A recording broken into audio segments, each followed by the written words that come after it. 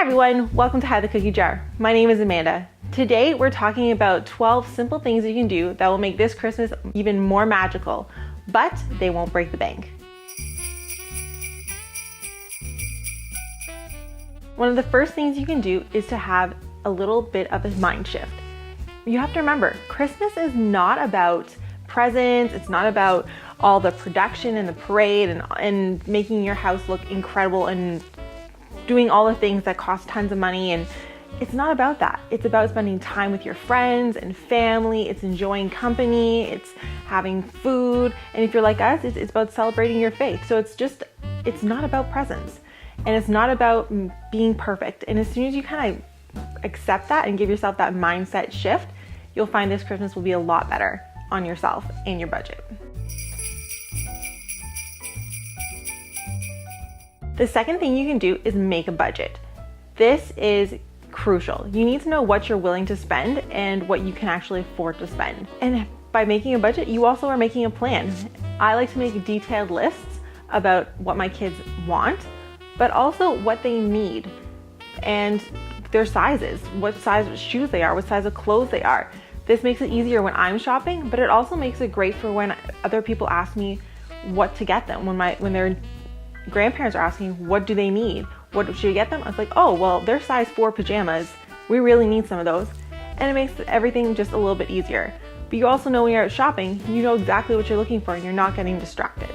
So make a budget and make a plan.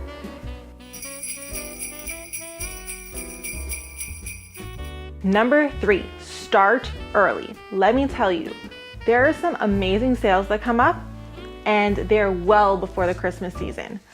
I am starting to do my Christmas shopping back in like September and October because I'm hitting up the back to school sales, especially when it comes to clothes and shoes. And I'm also getting some of the post Thanksgiving sales that we have up here in Canada. And sometimes those sales are actually better than the Christmas sales you're gonna be getting in December. You also wanna look for early Black Friday sales in November. So start early and then you'll probably get a way better price than if you bought them in December. Number 4, be practical with your gift giving. There's no reason why everything your kids get has to be super fun and toys and all that.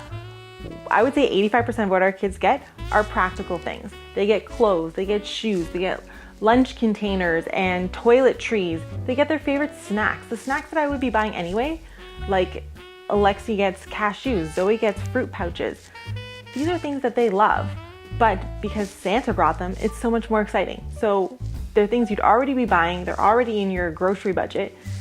Just wrap them up and put them under the tree. Kids will love them, and it's a super practical gift. Number 5, this is something new for us, but you can totally make a game out of gift giving. This year, all the adults in our family are doing a Kris Kringle.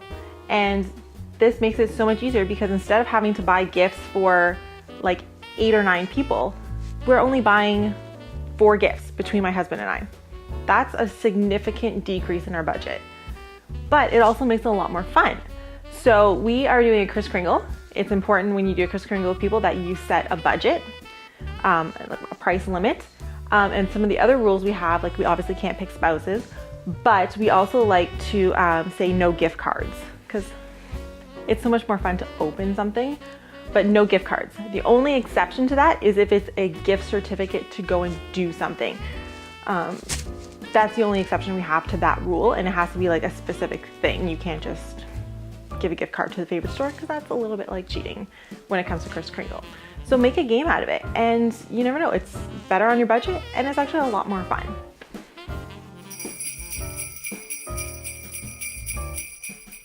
Number 6, this is probably one of my biggest tips.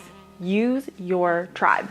You'll hear this, people say this all the time, use your tribe, use the people in your lives, use your friends and your family to make your Christmas a little less stressful.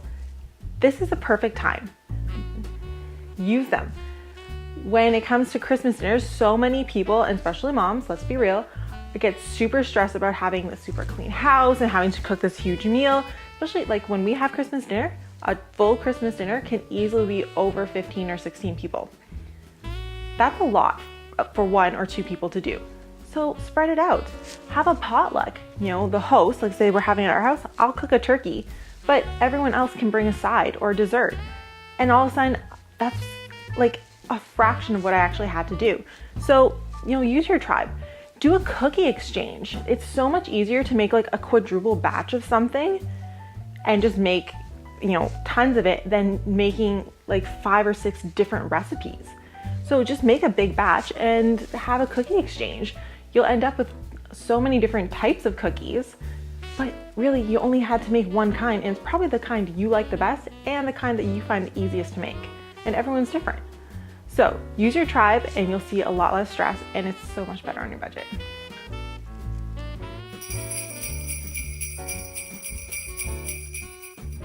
Number 7, find some simple and cheap traditions you can do with your family that will just make holidays so much more special. We are big proponents of building small, simple traditions into our kids' holidays lives. And so we find all kinds of little things that we can do with them that just make it seem so much more magical. Family Christmas movie night. The Fridays leading up to Christmas, we watch Christmas movies. We sit down and we turn on Netflix and we have some popcorn. And they look forward to that every year. It's exciting and they love it. Another great thing that my kids absolutely love, a picnic under the Christmas tree. Not rocket science, not super expensive. It's literally us having cheese and crackers and chopped up veggies while sitting underneath the Christmas tree. They think it's great. It doesn't break the bank, but they remember that. Alexi's only 3 and she still talks about when do we get to have that Christmas picnic under the Christmas tree. So consider that one. Drive around and look at lights. Like, these things don't cost a lot of money, but they're things that our kids look forward to every year. And they're super easy to do. So just find these little times that you can just say, this is something, and just pick 2 or 3 little things that you can do every year. And that's how you make a tradition. Number 8, read your kids some Christmas books. Books are just magical in general. I truly believe that. Books are amazing. So take the Christmas season and just read as many Christmas books as you can find. Some great options if you don't have any. The library, totally free. And they have so many books. Obviously, they're a library. But another great place where I found a lot of my Christmas books is actually the dollar store. And you don't look in the book section. You actually go and look in the holiday section where they have all their holiday stuff. And it's usually like in there, they have some amazing Christmas books. And right now, a really popular thing is to do wrap up 24 books and read one every day. That doesn't mean that you need to buy 24 books. Wrap up all the books you already have and then just mix them up and the kids get to pick one. They don't know what book it is until it's open. And that just makes it so much more exciting. So wrap up some books, read some books, and I'm sure your kids will have just a little bit of Christmas joy from them. From that. Little bit of Christmas joy from that. Number 9, consider Christmas pajamas or a Christmas box. This is something so simple. Kids always need pajamas because let me tell you, they A, love them, and B, are always outgrowing them. And what is more special than having the pajama elves drop off a little package that is, has brand new pajamas in it for them to wear on Christmas morning. So we love to do this. I have a whole video on how we do our Christmas Eve boxes. But it's such a simple tradition and the kids really love it. And it just makes it seem so much more magical. So Christmas Eve boxes, that's the thing.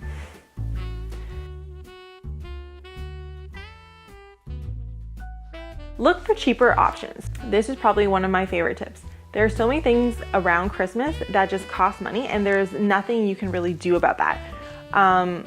But then there's also things around Christmas that you can always find a cheaper option. We just talked about Christmas Eve boxes.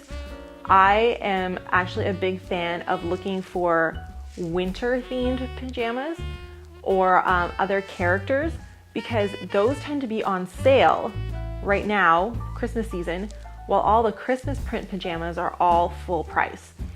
So instead of getting, get one of the snowflakes instead of Santa and you'll save like 40%. So it doesn't, and I think that's important to know, that it doesn't have to be Christmas. It can just be something special. Another thing that we like to do is we actually look for a cheaper Santa for Christmas pictures. So around here, there's one place where everyone goes to get their Christmas pictures taken. But just to sit with Santa and get one photo is $20. That's it. You're not allowed to bring your camera and you're not allowed to use your phone. So what we actually do is we found that the smaller malls in the area have free Santas. So you can go and sit with Santa and bring your own phone and take pictures, and it costs nothing. But you have to kind of like search it out a little bit and know where those free Santas are. So look for cheaper options because they are out there, and don't be afraid to think outside of the box. Number 11 is something that we totally do.